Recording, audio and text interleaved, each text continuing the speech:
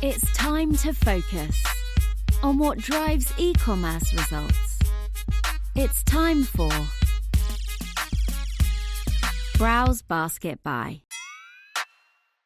Welcome, everybody, to Browse Basket Buy, our podcast/webinar series. I really don't think there's much difference anymore.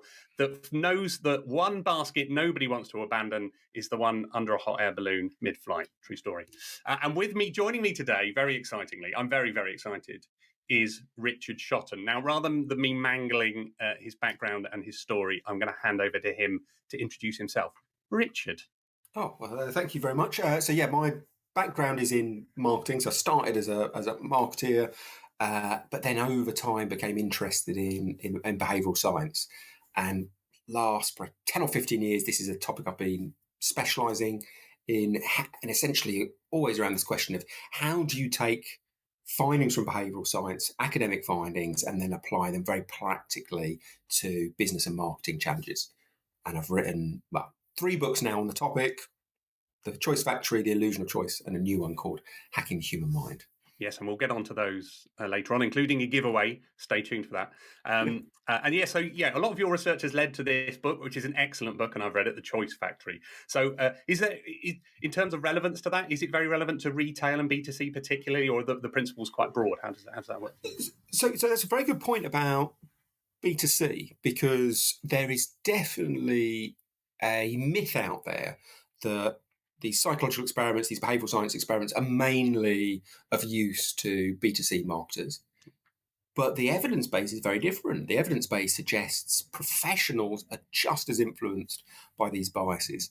So very famous set of experiments by people like Robert Cialdini and others show that small purchases, if you emphasise how popular a product is, more people will end up buying it. That lots and lots of B2C brands use that.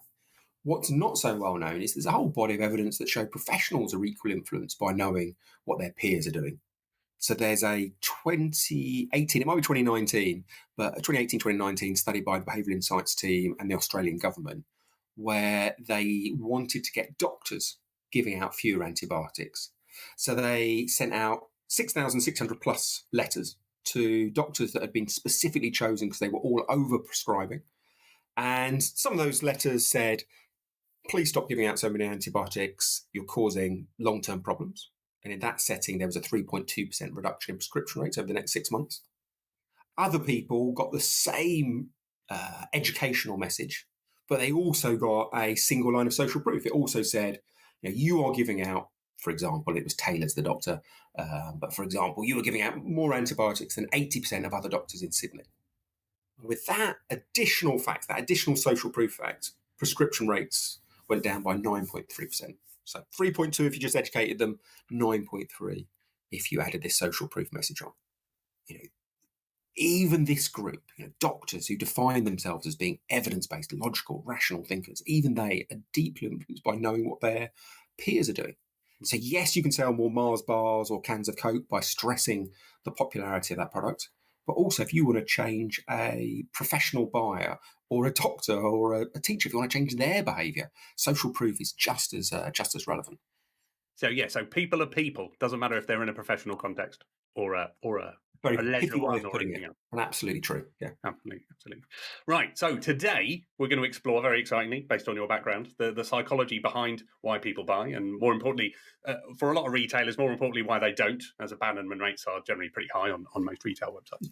So to start off with, we'll have a bit of a foundational thing of, before we explore specific techniques like the ones you mentioned in your books, what are the sort of fundamental drivers, the main things, the main sort of primary forces people need to think about why would someone buy from you and not from somebody else? What are those? Yeah, so before we get into, as you say, into any of the individual experiments, maybe the broadest of themes within behavioural science is thinking is energy intense and it's effortful.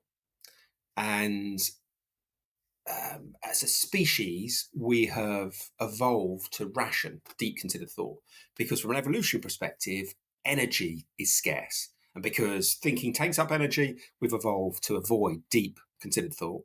And for most decisions, most of the time, we make them not in a considered way, but in a snap, quick way. We have an intuitive, you could say perhaps emotional reaction, but it's really more an automatic, intuitive reaction to a situation. And once we've had that intuitive reaction, well, then maybe we might use logic and rationality later on to justify it to ourselves. But most decisions are made in this quick snap way. And that's as true in the supermarket and in bars as it is in offices. But of interest to marketers, the way that we make these snap decisions is we have these rules of thumb in our head, what psychologists slightly pompously call heuristics. And interestingly, those rules of thumb are prone to biases.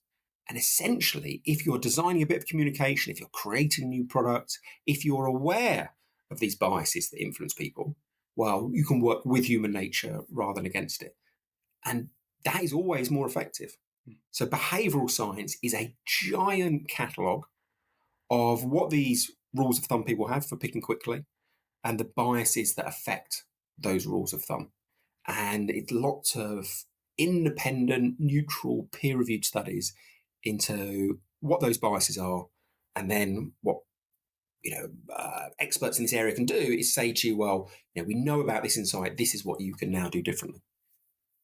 And are there some overall kind of concepts that kind of cover all those things? I'm thinking things like trust, friction, those kind of things. Are there some general principles that are worth thinking about before you get into those sort of very specific things? Yeah. So if you've got this very broad idea of we have rules of thumb to make decisions, those are prone to biases, so know about the biases. That's the kind of thing that straddles everything.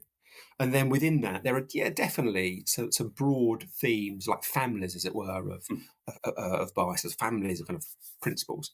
So you mentioned friction. I think that is an absolutely key point. So in the last 25 years, there have been 2 Nobel Prize winners for economics who have a behavioral science background. So there's Richard Thaler in 2017 and Daniel Kahneman in 2002. And interestingly, even though both of them have run dozens, if not hundreds of experiments, when they have both been asked, of all the studies you've done, what is the single biggest learning? They both say exactly the same thing. They both say, make it easy. Now, that at first might sound like a statement of the obvious, but they're not just saying remove friction, make something easier and it happens more. They're crucially going one more step. They're saying removing friction has a larger than expected effect. There are quite a few studies by people like Bergman and Rogers which show if you remove friction from a process, you change behavior massively. But if you then go and get a group of independent people, experts in that supposed area, and ask them what they think the effect of making something easy will be, they repeatedly and consistently underestimate it. So yeah, absolutely right. That is definitely a theme. I think the other big themes are we are a social animal. It talks about social proof. Yeah. This is the idea that you don't make decisions independently. We're deeply influenced by what others do. So as a marketer, if you make something appear popular, it'll become more popular still. And then I think another really big one is how people struggle with the abstract. The more you can make a benefit visualizable and concrete, the more powerful it will become. And I think if we do go on to talk about pricing and promotions, that starts to become really key. Yeah, it's really interesting because, as you say, the simplification thing, I think it's very tempting, particularly for marketers, particularly in retail. There's a lot of things you can add. There's always the option to add things, add more things, try and be more persuasive and things like that. But it's that interesting thing of, at the end of the day, remember that you're focused on, you're trying to sell someone something. So, how can you make that as simple as possible rather than overcomplicate? Yeah, and I think you're right to kind of pull that point apart a bit, and because there are some various different ways of looking at it. One is small barriers, even things that seem insignificant, often will put people off buying your product. But the second is that danger, as you say, of marketers constantly trying to add on more reasons to believe. And it feels very logical. Surely if I know an internet software virus protector has 10 benefits, I'm going to appreciate it more than something that just has 1 or 2. But there is an idea from Zhang and Fishback at the University of Chicago called the goal dilution effect. And what they argue is if you tell people extra reasons about why your product is amazing, those extra reasons have a averaging rather than additive effect. So what they mean by that is one great reason and one good reason about a product don't add up to being an excellent reason. They bring things actually back somewhere into the centre, into a quite good reason. Yeah. They did a study, I think it was 2007, with people, and they did it 3 different variants: vegetable consumption on health, caffeine consumption, I think it was a mental alertness, and then jogging, cardiovascular health. And each of them followed the same process. They got some people, randomised them to 2 groups. And for example, the first half were told jogging's really good for your heart health. And they were asked afterwards, how good is jogging for your heart health? So they had this paragraph of reasons why jogging was good for their heart health. And then they had to rate later on how much they believed it. Second group got exactly the same paragraph about why jogging is amazing for heart health. But they also got a reason why jogging is good for bone density. And when that group were asked how good jogging is for their heart health, the scores were actually lower by about 7 to 10% than the first group. So this is what they mean by additional reasons are often averaging rather than additive. You have to be very, very careful about giving people multiple reasons to believe. If that second or third or fourth reason, it will slightly diminish the credibility and believability of your initial core reason to buy. Yeah, nothing can be that good, right? That's the thing that people are going to get to. That's exactly what the thought process. I mean, if someone said to you they were an amazing linguist, a brilliant fencer, an amazing rugby player, a great table tennis player, if they told you they could do all these things, you wouldn't believe as much as if one just claimed to be an amazing table tennis player. We know that people can't be all things to all people, and we get skeptical about this overclaim. I think you're absolutely right. Yeah. And I'm terrible at all those things. So that's nice and nice. Well, I shouldn't believe that now. Oh, there we go. Maybe I'm not sure about this negative reverse goal dilution effect. Yeah, it might work. We should test that. We should try it out. Okay, let's get into some particular concepts. So the great thing about, for anybody who hasn't read The Choice Factory, and it's a great book, but you go into these specific kind of concepts and some real good practical examples as well of how they can be applied and what you can learn from them. So let's go through a few of those. So the first one, which I think is one of my favourites, it's one of the most interesting, is this idea of the paradox of choice and the idea that you should be reducing the decisions people make because that complexity, again, really slows people down. So thinking about this in the context of a retailer, someone who's selling stuff online, I guess, how can you simplify decision making without limiting choice? Because they might have hundreds or thousands of products in their categories. Yeah, so there's so the initial work in that area of the choice paralysis was a really famous study by Iyengar and Lepper. And what they did, just so people know what the concept is, they set up a stall selling jam in a fancy supermarket called Draeger's somewhere in, I think, the West Coast. And sometimes that stall sold 6 varieties, sometimes that stall sold 24 varieties of jam. And the headline finding was people were more likely to stop at the stall that sold 24 varieties of jam, which kind of seems logical. The more varieties you have, the more likely someone's favourite flavour is going to be there. The counterintuitive finding was that if you went to sales rather than stopping rates as your metric, well, in that case, even though more people had stopped at the broader variety table, when it came to sales, more people bought from the restricted variety table. And it was of the order of about tenfold greater sales. Now, that was the original experiment. And it got a super large amount of traction when it was first published. But then in a few years later, there was a little bit of skepticism because a couple of other people tried to rerun this study in a different setting, maybe a different category, different retailers, and they didn't find the same results. So people thought, well, okay, maybe this is just a rogue finding. Maybe this is just a statistical quirk. It was just a freak incident in Traeger's. But psychologists kept on running more and more experiments. And after a while, a psychologist called Chernev, who's at Northwestern University, he brought together in 2015 all of the top quality papers he could find. So he found 53 different studies into choice paralysis. And he looked at whether it was a genuine finding. Now, at first, it doesn't sound good for this bias, because what he found was basically adding on extra options is as likely to increase sales as decrease sales. So at first, this seems like it's a debunking of the idea of choice paralysis. But what he says is, no, there's very predictable circumstances in which choice paralysis occurs.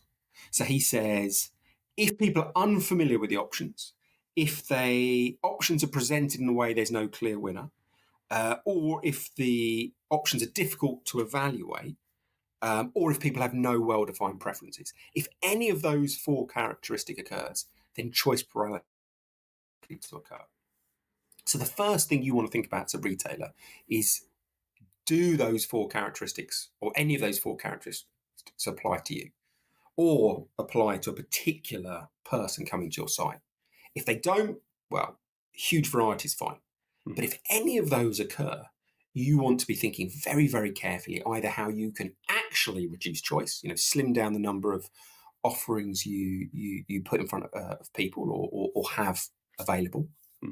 Or, and I think this is the point that you're alluding to, one of the things Chernev said is, well, choice paralysis occurs if options are presented in a similar way, there's no clear winner, or if they're difficult to evaluate. And that's very much in your control when you're creating the kind of user experience. So it might be you still have lots of offers, but perhaps you make them very easy for people to pick from by maybe identifying one of them as, most popular. So you could use social proof as a bias. You could identify which of these very similar offerings is the most popular one. That suddenly makes it very easy to pick. You've given people a simple handle, a simple hook to select. So that would be one way of, I think, identifying choice price as a problem, and then if it is, how you could resolve it. Yeah, and it's a classic way to deal with it is the kind of product recommendations to say, here's our best sellers or whatever. And you see things like, if you've got Amazon, there's all these kind of tools there to kind of try and help you do this, right? And say, well, here's our best sellers, here's similar items, here's a comparison table, and that kind of thing. So, is there any kind of any other option, any sort of other principles around defaults and things that would help people? So firstly, like you say, if people think, oh, well, we already do this, we already say what's our bestseller, I would always say to someone, look, if you ever find a bias and you think, oh, we're already using this, don't then think, well, this behavioural science stuff is telling us things we already know. Yeah. Always think to yourself, well, why don't I explore that bias further? Because there will always be additional experiments that are just trying to work out how you get an extra kind of little bit of influence by applying nuances of the bias. So, for example, with social proof, there's repeated studies that show we are most influenced by people like ourselves.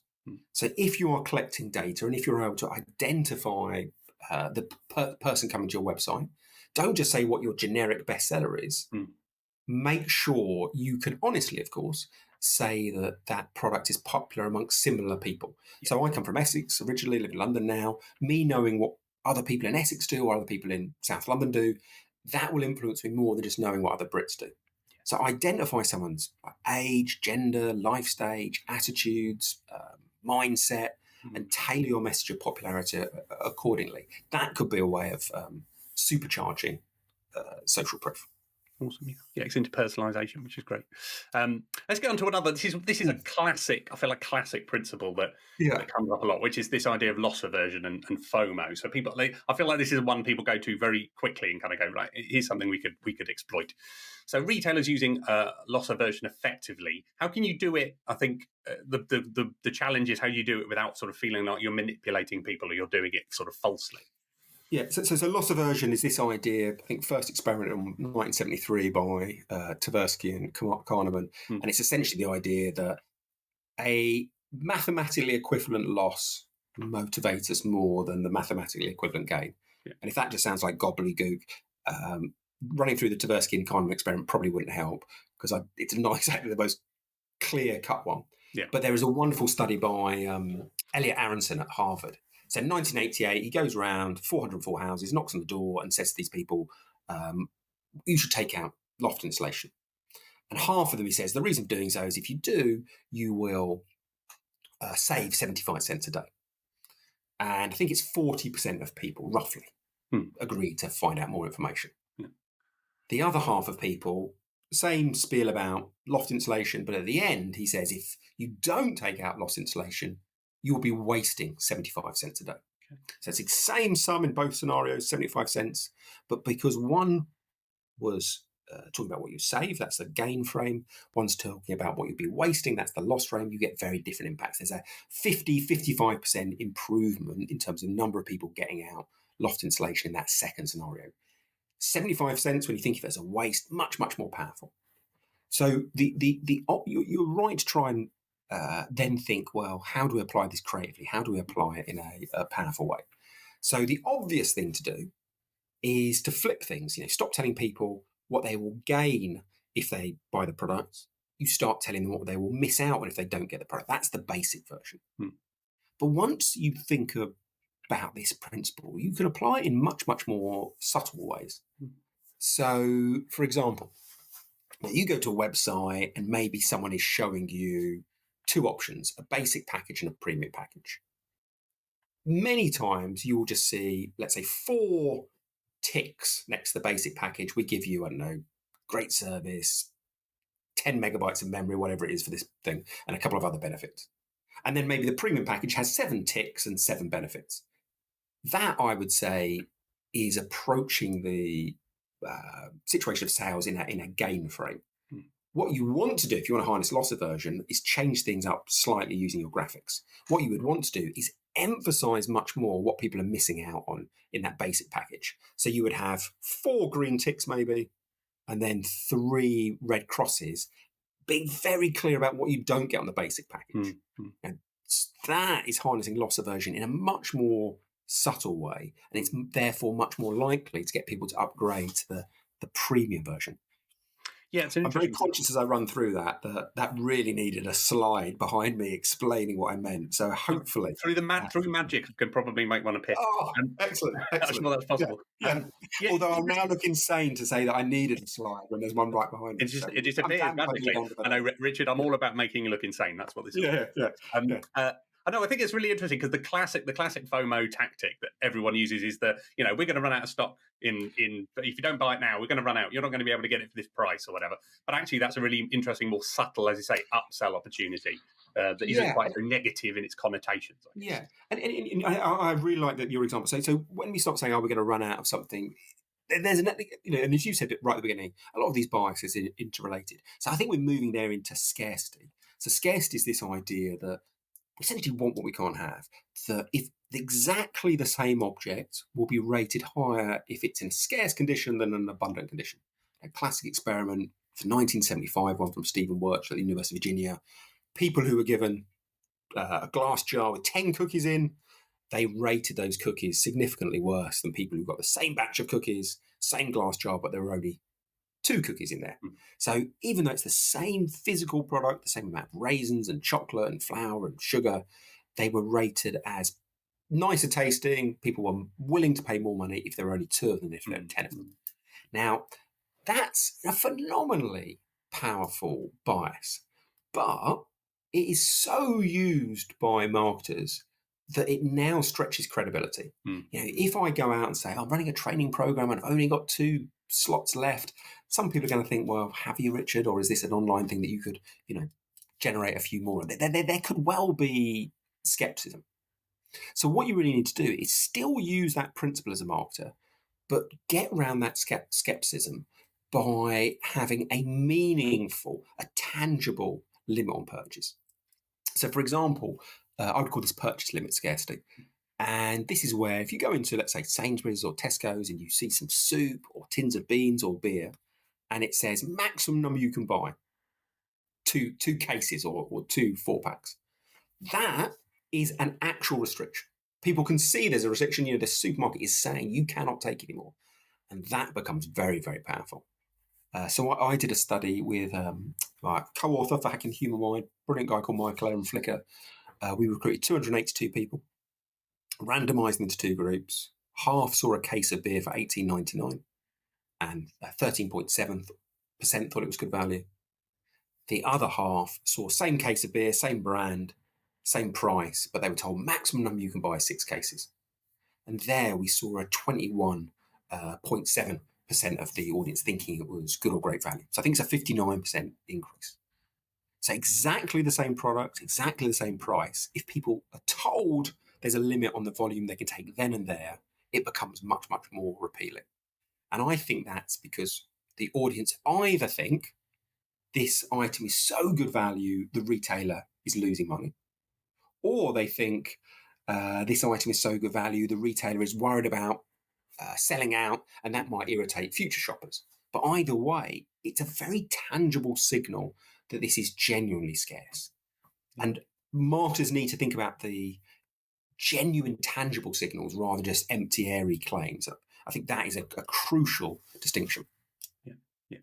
Limiting what you can buy takes me back to the pandemic, and also what you said made me want a cookie. So that's good to yes. And interesting with the pandemic, of course, that is a misapplication because those supermarkets didn't want those things to sell out, so they were literally making the situation worse by putting a limit on. Oh well. Next time we'll be on top of it. We'll make sure. So yes. Pricing psychology is the next point I want to go into, because there's lots and lots to do around. I mean, the main reasons, people want to buy something, a lot of it then comes down to, is this a price I can afford? Do I see the value in it? So beyond the basics, what are sort of the tactics that can consistently drive positive results for retailers? I think one of the simplest, but one of the ones that has the biggest effect, because I would caution people to be very careful about fixating on the new, shiny, exciting findings. I often find it's the very well-known findings that have the largest effect. The things that psychologists discovered 30 or 50 or 70 years ago, it was those early discoveries, the really big ones that can meaningfully change behaviour. So one of the ones I love about pricing is this broad idea of price relativity. That when people are conceiving of a fair amount to pay, it's too complex a question for most people to think, well, what value do I get? And then compare it to the price. It's a ridiculously complex sum. Yeah. And Daniel Kahneman famously said, if someone faces a complex question, most of the time, they will substitute that complex question for an easier one that gives them an almost as good answer. And when it comes to value, that simpler question is, what have I paid for something similar? So if this new item in front of me is more expensive than something similar, it's bad value. If it's less expensive, it's good value. It's comparative, it's relative. Now that is super interesting to marketers because the comparison set someone has in their mind is not fixed. You can alter it. Now the really simple way to apply that, if you're an e-commerce company, is if you are ever in a situation where you have a basic product and a premium product, introduce a super premium one. So there's a lovely 1993 study from Amos Tversky and I think it might be Simonson, but definitely Amos Tversky. Recruits a group of people, shows them two cameras. So a basic camera for, say, $160 and a fancy camera with more features for $230. Ask people which they prefer. You get an exact 50-50 split between the two. Gets rid of those people, gets a new group of people in, shows them the same basic two cameras, and then a super premium camera for, say, I don't know, $400, $500. Now, not many people want to pay that much money for a super premium camera. So 21% of people pick the super premium camera. But actually, just for simplicity, let's ignore those. And then let's go to the remaining people. So now I think if my maths is right, we have 22% buying the cheapest camera, 57% buying the middle camera, which is essentially a ratio of 3 to 1. Now, if you go back to that initial study, when there were just two cameras, there was a ratio of 1 to 1. The price hasn't changed these initial two cameras. The quality, the benefits hasn't changed. All that's happened is you've introduced a third option. But suddenly, it's that middle camera that becomes 3 times as popular. So the point here is introducing that super premium offering changes how people think of the premium, the middle offering. No longer is it $100 premium compared to the cheap version. Now people can give themselves an alibi. They can say, well, compared to this super premium $450, I'm saving $190. So yeah, if you ever have this situation where you have a basic and a premium option, think about introducing that third super premium option, and you will not only occasionally sell that super premium one, but the main benefit is you reframe. Yeah, absolutely. Yeah, it's the same sort of principle. When people are ordering wine in a restaurant and they don't go for the cheapest one or the most expensive, they go for one in the middle, right? Similar kind of idea. Yeah, it is drawn or the e-commerce sites part, because what happens so often is someone, let's say in your restaurant example, they stick on the Chateaubriand that costs £100 for two people, and they don't sell any, and they think, oh, okay, well, this whole extremist version stuff is rubbish. I didn't sell any of my measurement. The purpose of the Chateaubriand, this super expensive item they have on your menu, isn't just direct sales. It's to make the fillet steak at £30 a head or £40 a head look cheaper in comparison. So you need to measure both direct sales of the Chateaubriand and the uplift in sales of the fillet steak. So you've got to set up measurement in a way that accurately captures the value of your intervention, and that often doesn't happen. Yeah, absolutely. And one of the other interesting parts around pricing is I think around the idea of free. So we love it as a retailer might sort of say, well, you get this free, you get something added free, but there are some dangers and some added things around free. Yeah. I say so. One of the dangers is really, let's say you're giving away a free item as an incentive. So sign up to my bank and I'll give you a free, I don't know, set of headphones. My imagination is ridiculously poor today. I can only think of a word that I'm actually wearing. So yeah, you get this set of headphones. The problem Priya Raghubir at NYU says is people will assume if it's given away for free, it's going to be pretty crap, frankly. So in her study, she recruits a group of people. She shows them a pearl bracelet and she specifies the number of pearls, the quality of those pearls, and she asks them to say how much they think they're worth. New group of people, exactly the same pearl bracelet, same number of pearls, same quality, same size and weight, but this time it's in an ad. It's been given away with a bottle of, I don't know, fancy whiskey or something. What she finds is that second group rate the value of the pearl bracelet 35% lower than the first group. What they assume is it's not in the interest of a brand to be giving away really good things for free because they'd probably go bust. So people assume that what's been given to them, if there's no cost involved, must be low quality. So her argument is to be very, very careful about expecting people to appreciate the underlying value of your incentive. They won't do that. They'll assume free equals poor quality.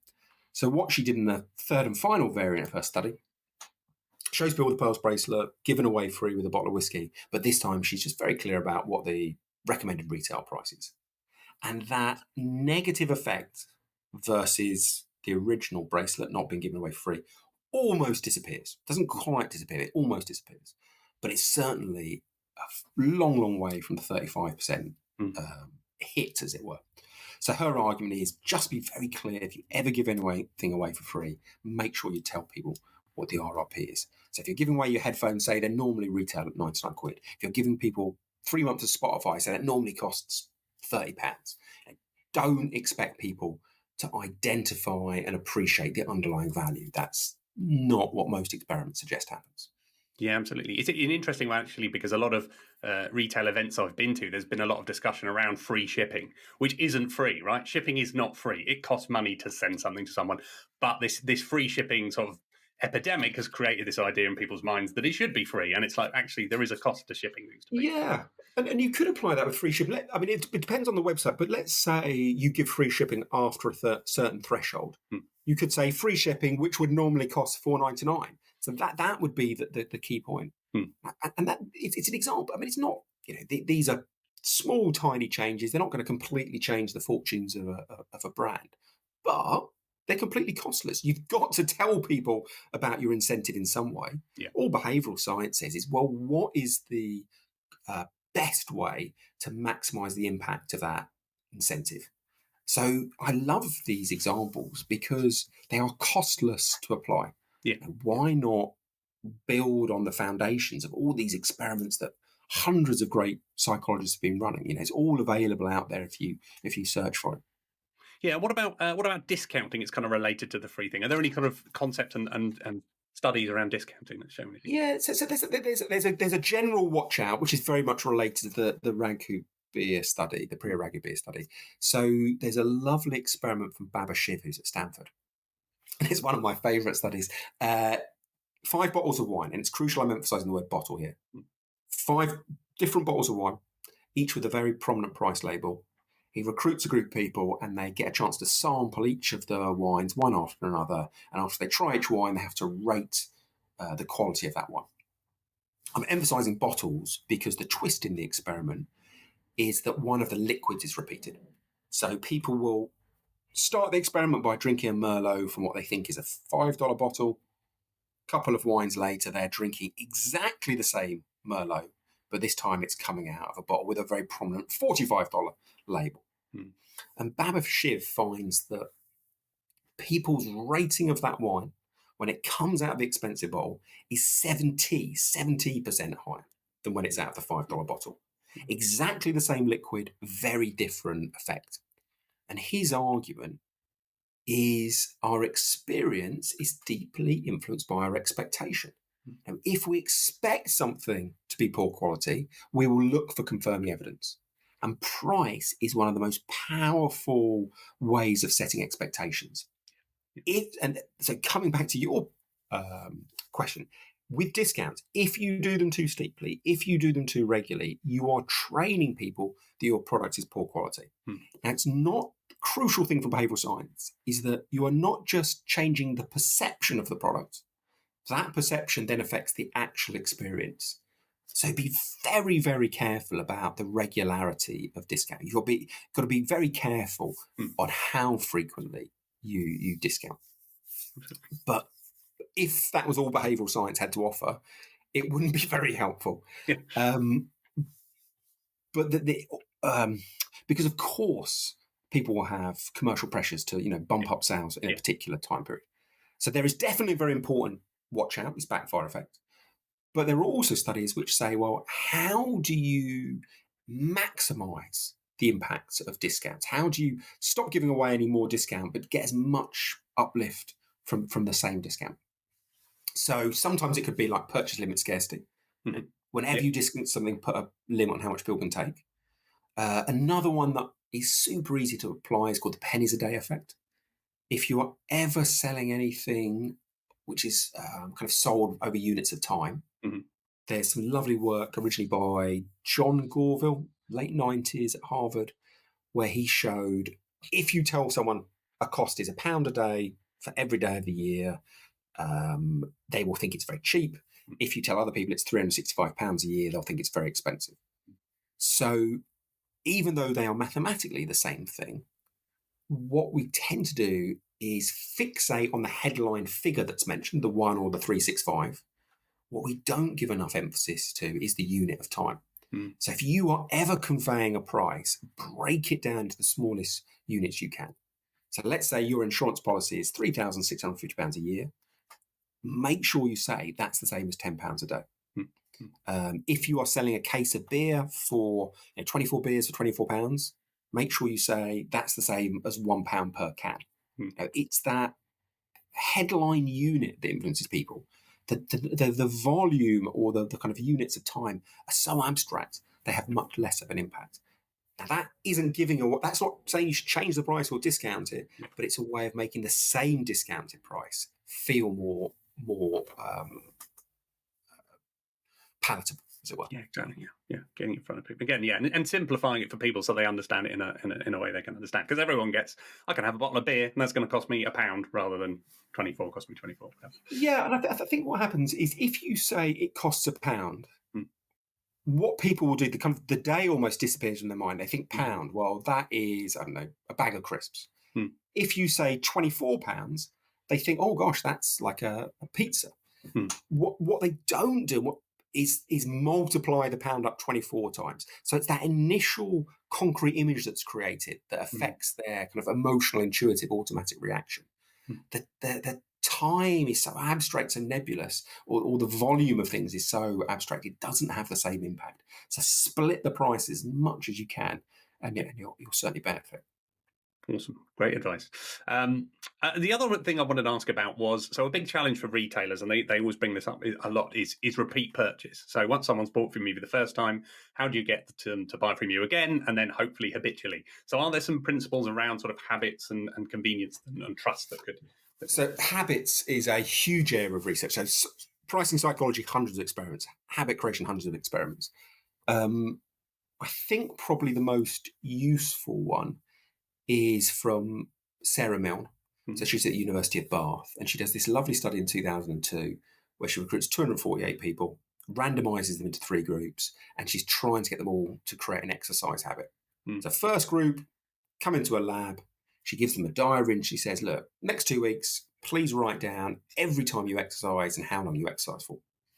Now, when that group come back a fortnight later, 35% of them have exercised at least once a week for 15 minutes or more.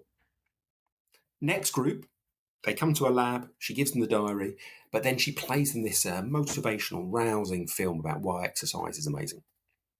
People come out of the screening and they say, yeah, I'm enthused, I'm pumped up, I'm going to do lots of gym work and go out running. They're very motivated now. But when they come back a fortnight later, there is barely any improvement on the control. So you have now 38% of people exercising at least once a week for 15 minutes or more. So you've got this tiny 3 percentage point increase in exercise. And Milne says this is, a classic problem. She calls it the intention to action gap. And she says many times people intend to adopt a behavior, but that doesn't translate into behavior change. She says, motivation is a necessary but not sufficient condition for behavior change. So this final group of people, she tries to understand, well, what is the missing ingredient? Final group of people, they come to a lab, they're given the diary, they played the motivational film, and then she says to them, when, where, and with whom you're going to exercise. So what she's doing here is she's creating what would be called a cue or a trigger. So I might say, okay, well, I'm going to exercise Tuesday mornings after I've dropped my daughter off at school. That would be creating a cue or a trigger. Now, when that group come back 2 weeks later, it's a massive change. You've got 91% of people exercising at least 15 minutes or more each week. And what Milne argues is by creating this cue or trigger, you essentially have created a catalyst that converts intention into action. Now, my example, Tuesday morning comes around, I've dropped my daughter at school, I'm reminded of these vague, nebulous intentions to exercise. There's something for those desires to coalesce around, something to help move them from intention to action. And she says this is normally the missing ingredient in most behavior change campaigns. Now, she is very much focused in the world of health and exercise and diet, but you can take those learnings and apply them to consumer purchases. If you want people to buy your products, her argument essentially would be, don't, as most marketers do, just fixate on making your product appealing or your store motivating and well perceived. She says you've got to attach purchase or consumption to a very clear trigger moment. So associate your product with a clear time, a place, or a mood. Now, if that all sounds abstract and academic, just think about Kit Kat. Have a break, have a Kit Kat. That is, they're not telling you Kit Kat tastes nice. They're not telling you it's good for you. They're not telling you you're going to be more popular if you eat it. But what they're doing is being very, very clear about the moment of consumption. Taco Tuesdays, You're Not You When You're Hungry, Aperol and summer, champagne and celebrations. All of these are examples about where there is a very, very clear moment to consume. So I would be thinking, if I wanted to create a habit, how can I associate my product with that time, that place, or that mood?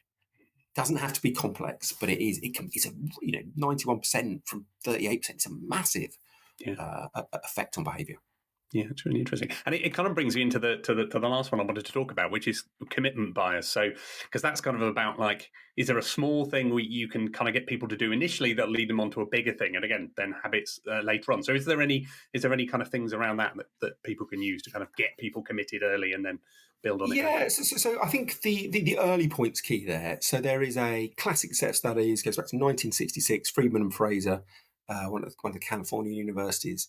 And they came up with this idea called the foot in the door technique.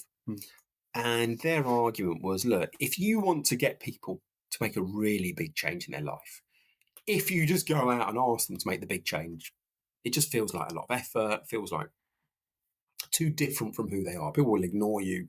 They won't change their behavior. Yeah. But what they said you should do is ask people to make a really small change that's so insignificant that they feel like they can't say no, but kind of moves them towards that end identity.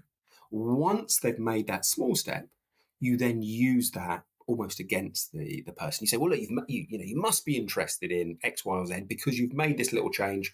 If you've made this little change, why don't you go all the way through and do the bigger step?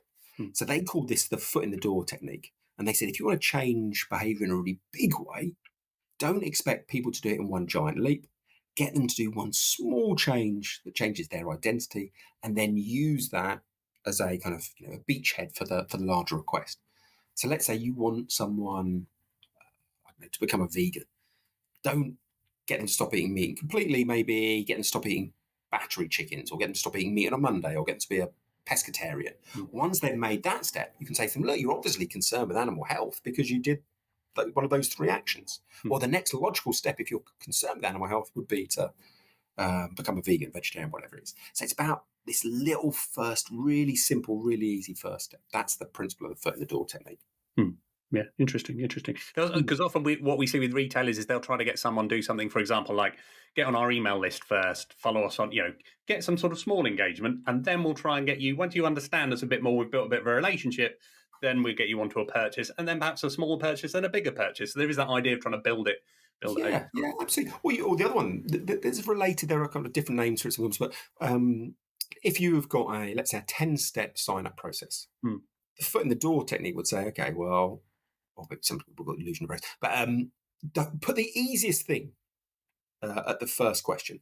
If you've got a question that's going to require someone, I don't know, to find their passport or to dig out their bank details, make sure they've done quite a lot before they get there. Because people hate this idea of having expended effort that will be wasted. So if they've gone through 9 questions and then there's a difficult one, they're much more likely to push through that difficult stage than if it was the first or the second one. So we're starting to move into a different set of biases here. There's still a related effect here. Make the first step on the journey as easy as possible. It's something we see in lots of different areas. Yeah, and then build from there. Yeah, great.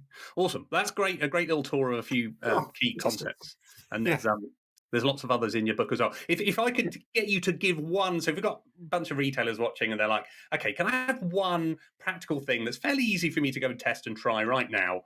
What would be one thing you could possibly give people to sort of? So I would always say to people, if you've never used behavioural science before, think of the principles on kind of 2 axes. What is really easy to implement, and then what is a robust finding. So I'd be careful about applying studies where there's just one experiment suggesting that insight.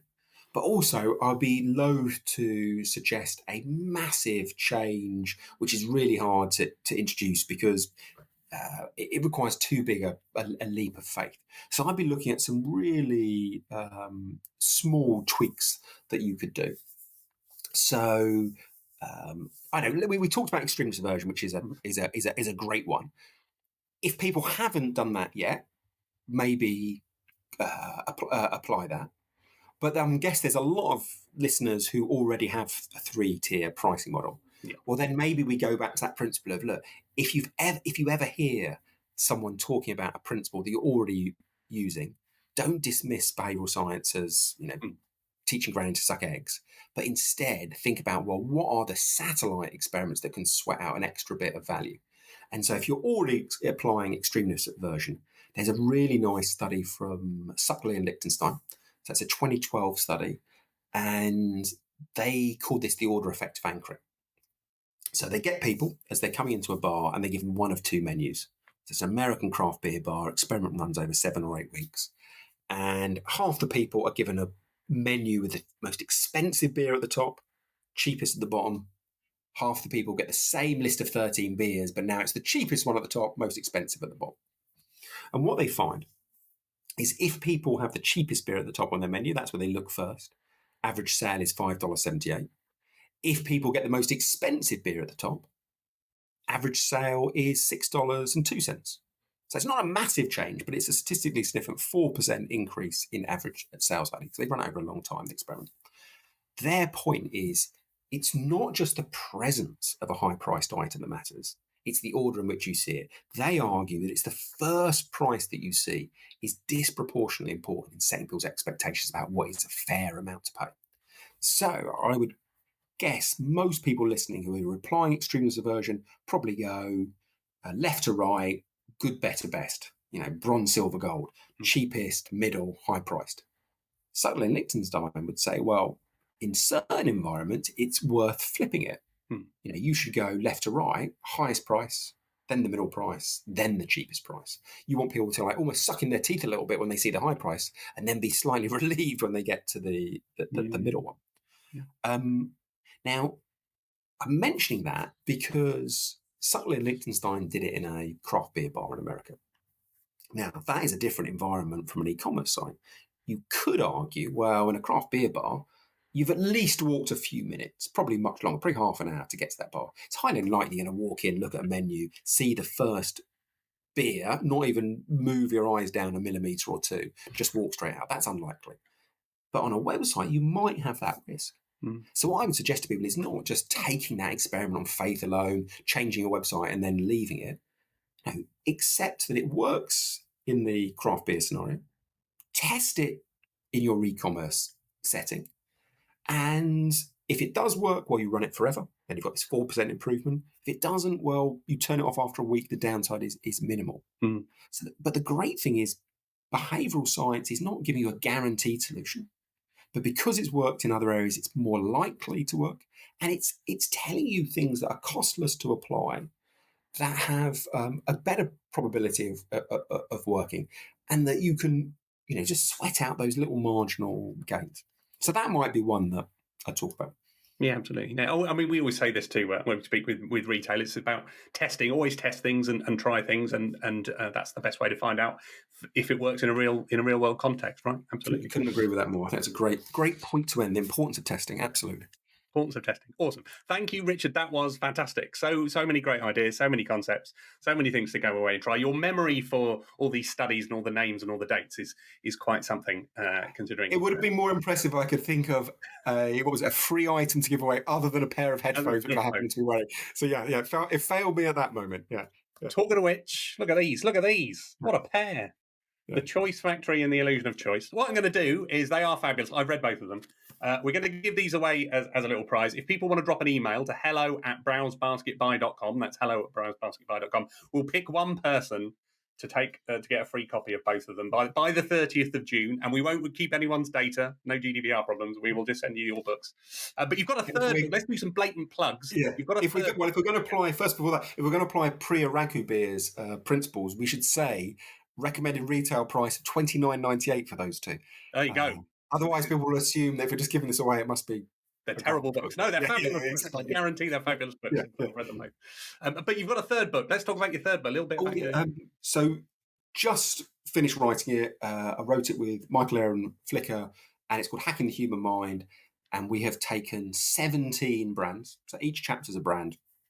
Very short little history on why the brand's brilliant.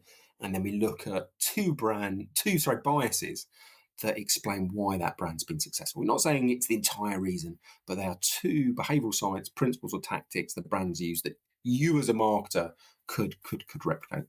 So we cover things like Haagen-Dazs, Facebook, Five Guys, lots and lots of different brands. And that's coming out 30th of September, I think I saw. Yeah, so it's a while away. It is available for pre-order, but yeah, actually you'll get your copy on the 30th of September if you get it from Pre-ordering's a good thing, though. I know that. Right? Pre-ordering's a good thing. Yeah, it is. It's. I think it's. I've been told that it very much affects how much Amazon pushes the book. So yeah, it's doubly effective for me if you pre-order. You pre-ordered, and maybe we'll give away a copy when it comes out as well. And also, you've got your own. Is this right? You've got your own consultancy called Astro 10 as well. Is that something people? That is correct. Yeah. I want to know why it's called Astro 10. Okay. So there's a slightly embarrassing story, but I'm going to try and pass it off as a purposeful one. Yeah.